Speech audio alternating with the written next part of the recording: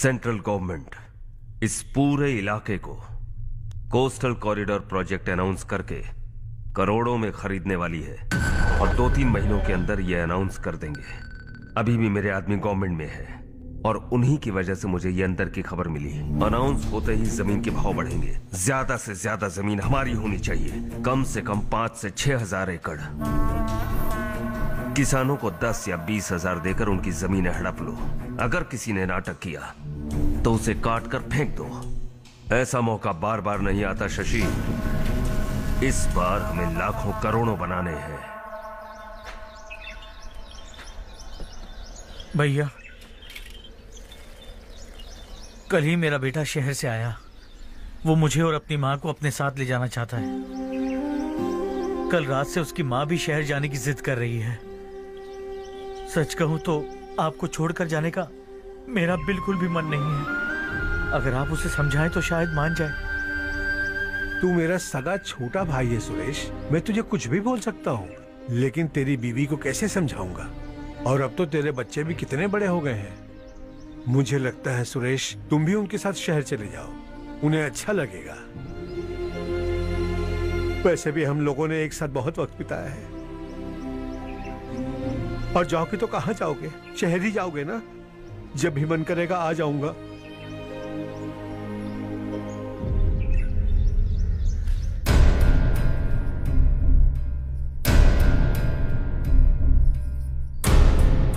माँ, ये वाले कपड़े भी रख दो। शहर में ये पुराने कपड़ों की क्या जरूरत है? अरे, मैं कुछ भूल रही हूँ क्या?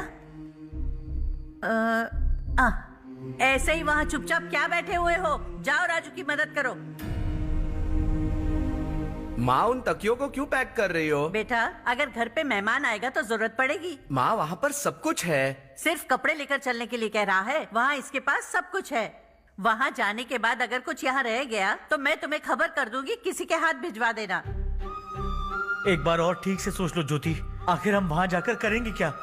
ये तुम कैसा सवाल पूछ रहे हो? यहाँ रहकर हम क्या करेंगे? मिलकर रहेंगे सब। हाँ?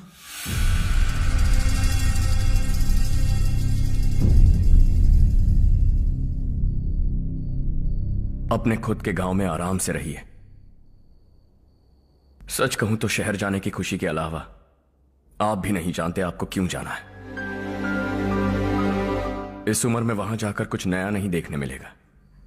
बस चारों तरफ बड़ी बड़ी इमारतें होंगी। यहां से कुछ 4 घंटे ज्यादा बिजली मिलेगी, लेकिन आपको दूसरों की भलाई सोचने वाले 4 नए लोग नहीं मिलेंगे।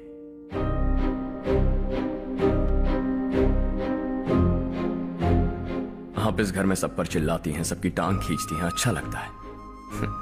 आपकी वजह से घर में रौनक है, लेकिन आपके वहां जाने के बाद ना आपको बोलने में मजा आएगा, ना हम सबको सुनने में। घर से बाहर जाने के लिए बस अपना सूटकेस बांधकर आपको इस घर की दहलीज को लांघना होगा। लेकिन कभी अगर आपका वापस आने का मन किया तो दहलीज दीवार बन जाएगी।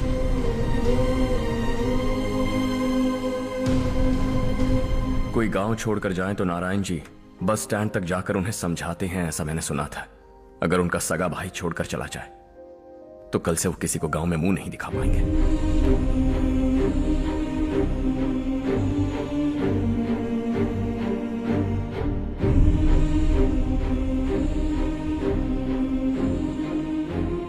शहर में सेटल होकर माँ बाप की देखभाल करना चाहते हो, इट्स रियली नाइस।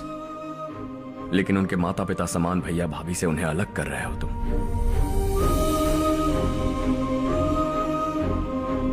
अगर ये लोग यही रहे तो हर वीकेंड आकर तुम इन्हें मिल सकते हो। रात को बस पकड़ो तो सुबह तुम यहां पहुंच जाओगे। लेकिन अगर वो तुम्हारे साथ आए तो ये तय है कि तुम साल में एक बार भी अपने गांव नहीं आओगे। दोनों भाई 40 सालों से एक साथ रहते आए, 40 years। That's really something। देखते देखते ये और 40 साल एक साथ रहेंगे। इन्हें जुदा मत करो, दिल टूट जाएगा।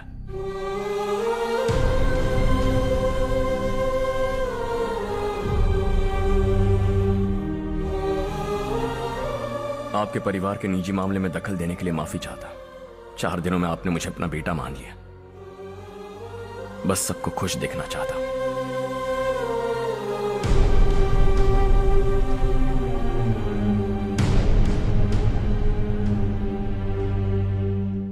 याद रखना दिवाली आ रही है, 3 दिन पहले ही आ जाना। हाँ ठीक है माँ। दिवाली हम सब मिलकर यही मनाएंगे।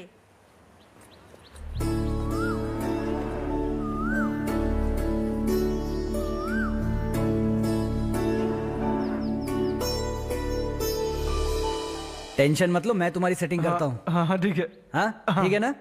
ओके कंफर्म है। हाँ मैं जा रही हूँ सुमति दीदी के घर, कोई आएगा मेरे साथ? अरे तू उधर मत देख, मेरी बात सुन, इधर आ।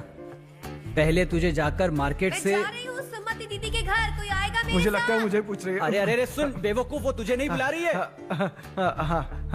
मैं जा रही हूँ सुमति दीदी के घर, कोई आएगा मेरे साथ? अब आ जा, कहा था ना तुझसे। नहीं वो क्या है ना, यहाँ मुझे खड़ा। गलतफहमी हो गई। मैं जा रही हूँ सुमति दीदी के घर, कोई आएगा मेरे साथ? सुनो हर्ष, जब तक तुम नहीं जाओगे वो इसी तरह चिल्लाएगी। जाओ उसके साथ।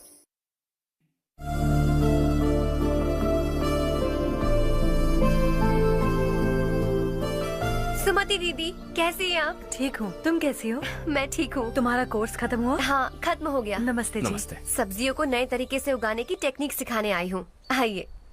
और मुझे मेहंदी भी चाहिए सुमति दीदी, जिसे लगाते ही मेरे हाथ लाल हो जाए। मैं चाहती हूँ मेरा पति मुझसे बहुत प्यार करे।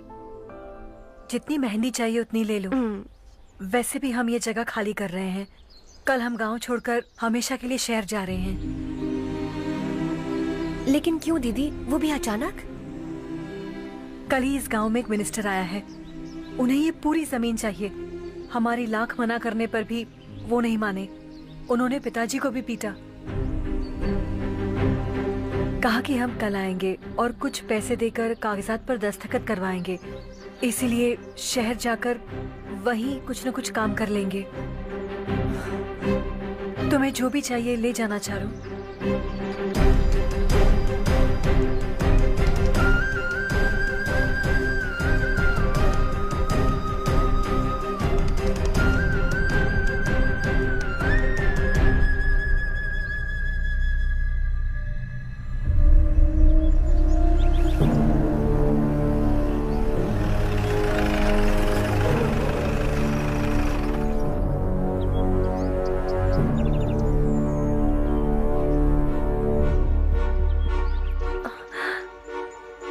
चल जल्दी इस पर दस्तखत कर।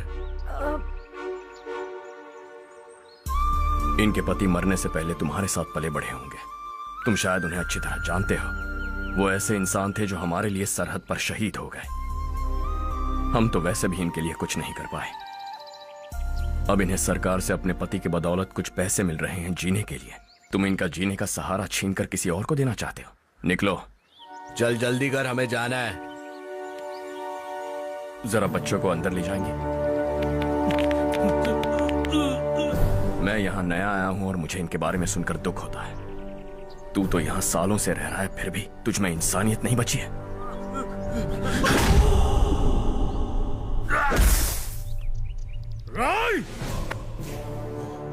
मैं यहीं रहूंगा, जमीन भी यहीं रहेगी। हम कल भी बात कर सकते हैं। ये जिंदा है या नहीं पता नहीं, बिल्कुल हिल नहीं रहा है। पहले इसे किसी डॉक्टर के पास ले जा।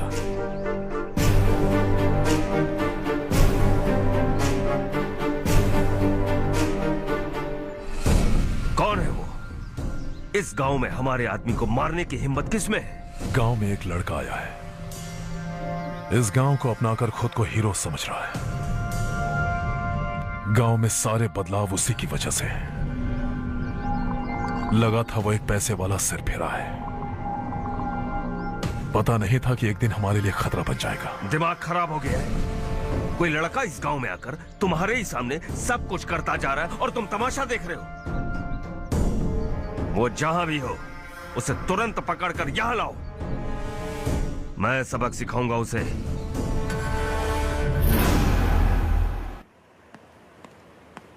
हर्ष बेटा, हर्ष, शशि तुम्हें ढूंढते हुए यहाँ आया था। वो मुझसे कह के गया है कि वो तुमसे तुरंत मिलना चाहता है। वो लोग चारू को उठाकर ले गए हैं, जल्दी कुछ करो हर्ष। चारू को कुछ नहीं होगा। हम उसके पास जाके उसके पांव पड़ेंगे, उसके सामने गिड़गिड़ाएंगे, उससे माफी मांगेंगे। वो तरस खा के चारू को छोड़ देगा। लेकिन तुम वहां मत जाना बेटा, तुम्हारी जान को बहुत खतरा है। मेरी बात मानो, अपना सामान बांधकर इस गांव से कहीं और चले जाओ।